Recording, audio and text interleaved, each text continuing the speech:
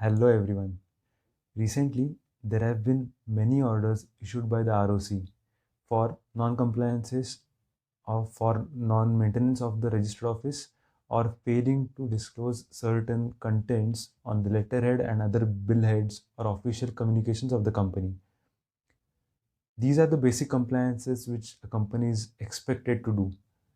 But there have been many companies and startups which are failing to comply with these basic requirements as well. So today, let us look at two basic compliances, which are: first is the maintenance of registered office of the company, and second is the letterhead, official communications, and billets of the company. So let's look at the first part, which is maintenance of registered office of the company. Every company, after incorporation of the company, is required to maintain a registered office of the company, which should be capable of receiving and acknowledging the notices and other official communications. The name of the company, registered office address, and corporate identity number of the company is required to be painted or affixed outside the company's premises. It should be painted or affixed in a conspicuous position, which means that it should be clearly visible to the outsiders. This is the basic compliance regarding the registered office of the company.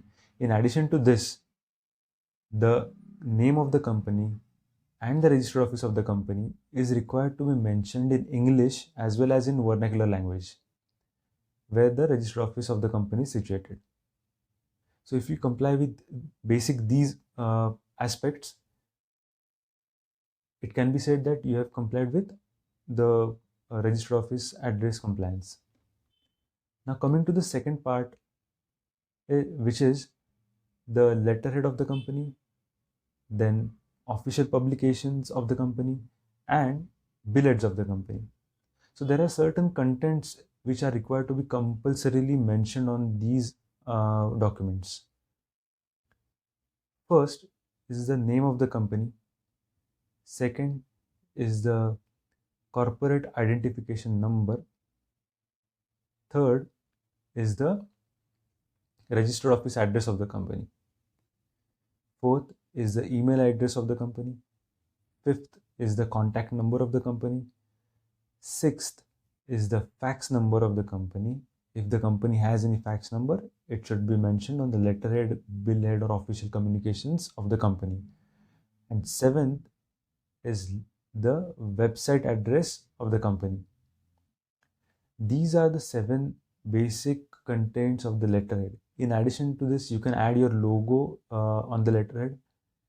But the 7 details which I mentioned are mandatorily required by the provisions of Companies Act 2013.